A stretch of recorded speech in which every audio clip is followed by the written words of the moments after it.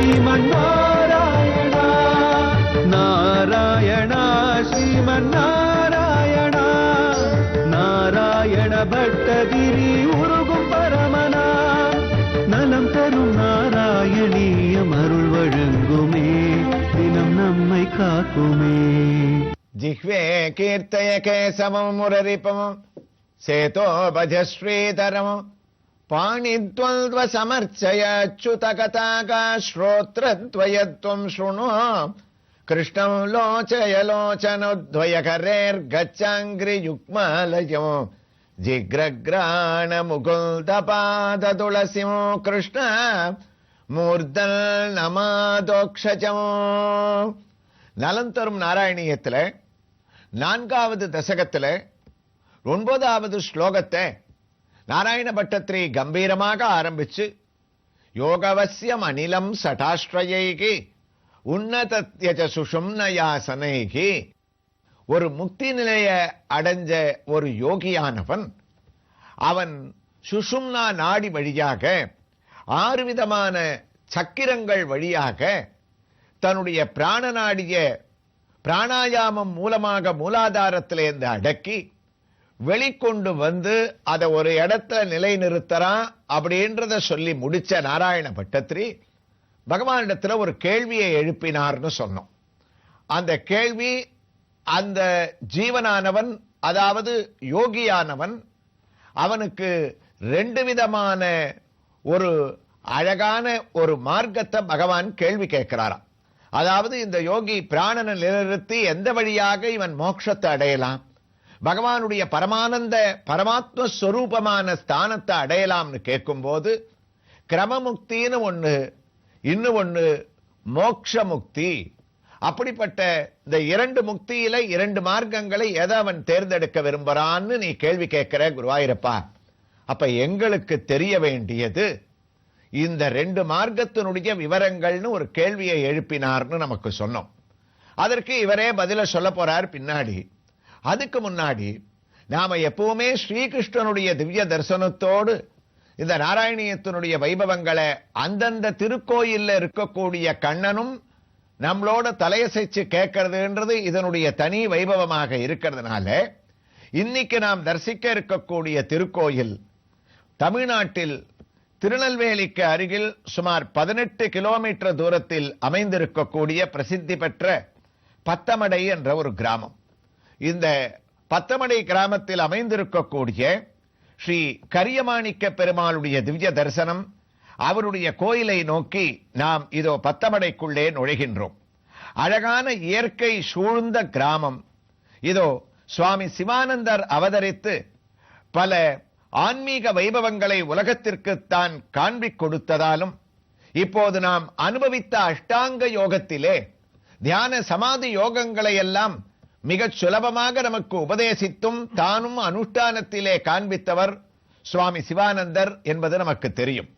அவர் பிறந்த அவதரித்த தலமான இந்த பத்தமடை கிராமத்திற்குள் அவர் பிறந்த அந்த ஆசிரமத்தை நாம் சற்றே பார்த்தவாறே இதோ உள்ளுக்குள்ளே நுழைகின்றோம். அதை தாண்டி உள்ளுக்குள்ளே கரியமாணிக்க பெருமாளை நாம் தரிசிப்பதற்காக செல்லும் போது பசுமை சூழ்ந்த காட்சிகள் நம்மை இங்கே வரவேற்கின்றன. இதோ கரியமாணிக்க பெருமாளுடைய கோயிலை நாடி நாம் வரும்போது நமக்கு ஒரு செய்தியானது கிடைக்கின்றது. இந்த கரியமாணிக்க பெருமாளுடைய உற்சவ மூர்த்தியானவர் இதே பத்தமடை கிராமத்திலே எழுந்தருளி இருக்கக்கூடிய ஸ்ரீனிவாச பெருமாள் திருக்கோயிலிலே எழுந்தருளியுள்ளார். இந்த உற்சவமூர்த்தியை நாம் தரிசிக்க வேண்டுமானால் அந்த கோயிலுக்கு செல்ல வேண்டும் என்று இங்கு இருப்பவர்கள் கூற முதலில் உற்சவரை நாம் தரிசித்து விட்டு கரியமாணிக்க பெருமாள் மூலவரை அவருடைய திருக்கோயிலிலேயே நாம் வந்து தரிசிப்போம் என்ற சிந்தனையோடு இதோ உற்சவமூர்த்தியின் தரிசனத்திற்காக பத்தமடை ஸ்ரீனிவாச பெருமாள் கோயில் வாசலுக்கு வந்துவிட்டோம். இங்கே உள்ளே நுழைந்து இதோ கரியமாணிக்க பெருமாளுடைய உற்சவ மூர்த்தியை நாம் தரிசிக்கின்றோம். அழகான நின்ற திருக்கோலம். மற்ற திருமூர்த்திகளுக்கு போன்று சில திருமூர்த்திகளே தாங்கள் அமைத்துக் கொண்டிருக்கக்கூடிய ஆக்குவான ஹஸ்தம், அதாவது வருபவர்களை நோக்கி வாருங்கள் வாருங்கள், என்னுடைய கோயிலான கரியமாணிக்க பெருமாள் கோயிலில் நான் இல்லாவிட்டாலும் என்னை இங்கு ஸ்ரீனிவாச பெருமாள் கோயிலுக்காவது தரிசிக்க வந்தீர்களே வாருங்கள் என்ற ஆக்குவான ஹஸ்தத்தை காட்டி நம்மை வரவேற்கக்கூடிய அழகான திவ்யமான ஒரு திருமேனி. இவனுக்கு கரியமாணிக்கம் என்று பெயர் பெற்றிருப்பதாலோ என்னவோ இயற்கையாகவே நாம் தரிசிக்கக்கூடிய மூர்த்தியும் ஆங்காங்கே கருமையாக அந்த பஞ்சலோக விக்கிரகத்தினுடைய நிறம் மாறி இருப்பது இவனுடைய பெயருக்கு ஏற்றாற்போல் அவன் நமக்கு சேவை சாதிப்பதாக இங்கே அமைந்திருக்கின்றது. தாயாரும் இங்கு இடது கையிலே தாமரை புஷ்பத்தை தாங்கிக் கொண்டு கருணையே உருவெடுத்த கண்களோடு நமக்கு அழகாக காட்சியளிக்கின்றான். சுவாமி தான் திறந்த கண்களுடன் இங்கு நமக்கு காட்சியளிக்கக்கூடிய திவ்ய ரூபம் இதே கரியமாணிக்க பெருமாள் இங்கு கருட வாகனத்தின் மீதேறியும் நமக்காக பிரத்யேகமாக காட்சியளிக்கக்கூடிய கருடன் இவரை தாங்கிக் கொண்டிருக்க, கருடன் மேலே தான் நின்ற திருக்கோலத்துடன் அழகான ஆரத்தியுடன் கருட வாகனனான இந்த எம்பெருமானை நாம் தரிசித்து நாராயண பட்டத்திரி எழுப்பிய உத்தமமான இந்த கிரமமுக்தி சத்யோமுக்தி அதாவது மோட்சமுக்தி என்ற மார்க்கங்களுடைய நிலை என்ன என்ற அந்த கேள்விக்கு நாம் திரும்பி வருகின்றோம். யோகவசியமணிலம் சடாஸ்ரஜைகே உன்னயத்தேஜசுஷுணயாஜனேகே. அப்ப இதனுடைய மார்க்கம் என்னன்னு இவர் ஒரு கேள்வியை எழுப்பினார். அதற்கு குருவாயூரப்பன் இவருக்கு தலையசைக்க ஆரம்பிக்க உடனேயே அடுத்த ஸ்லோகத்திலேந்து 15வது ஸ்லோகம் வரைக்கும் இதுக்கு பதிலாகவே பட்டத்திரி சொல்ல ஆரம்பிக்கின்றாராம்.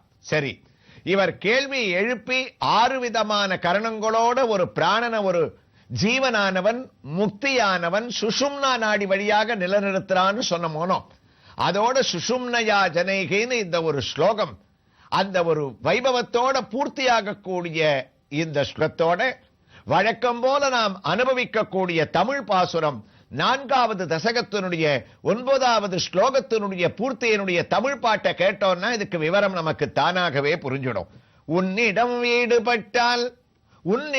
ஈடுபட்டால் உயர்வுறும் முக்தி தன்னை வண்ணமாய் இகத்தில் பெற்றே வானுலக இன்பம் கண்டு பின்னமில் 6 ஆதார பேற்றினை பின்னமில் 6 ஆதார பேற்றினை அடைய பெற்று தன்னிலை மறந்தே யோகி உந்தல் தாள்களை பணிவாரன்றாம். தன்னிலை மறந்தே யோகி உந்தல் தாழ்வல்களை பணிவாரன்றோ கண்ணா. அந்த ஒரு உத்தமமான வைபவத்தோட 9 ஸ்லோகம் பூர்த்தியாகி இதோ கிரமமுக்தி யோகமுக்தியினுடைய வைபவங்களாக நாராயணியத்தினுடைய 4வது தசகத்தினுடைய 10வது ஸ்லோகத்தை பட்டத்திரி கம்பீரமா ஆரம்பிக்கிறாராம். குருவாயூரப்பா, லிங்கதே கமபி சந்தியஜல்னதோ லீயதே த்வயி பரே நிரக்ரகம் ஊர்த்வலோக குதிகீதுமுர்ததகம் சார்தமேவ கருணைர் நிரீயதே. அதாவது கிரமமுக்தி யோகமுக்தினா என்ன இதான கேள்வி. லிங்கதே கமபி சந்தியஜல்னதோ, பகவானுடைய ஒரு கருணை என்னன்னா, நாம முதல்லயே சொன்னோம், ஒரு கேள்வி இல்லைன்னா ஒரு பெரிய விஷயம் ஆன்மீக உலகத்துல நமக்கு கிடைக்காது. அதாவது நம்ம குடும்பங்களுக்குள்ள ஒருத்தருக்கொத்தர் ஒரு கேள்வியை எழுப்பிப்போம். அந்த கேள்விக்கும் இந்த கேள்விக்கும் சம்பந்தமே இல்லை.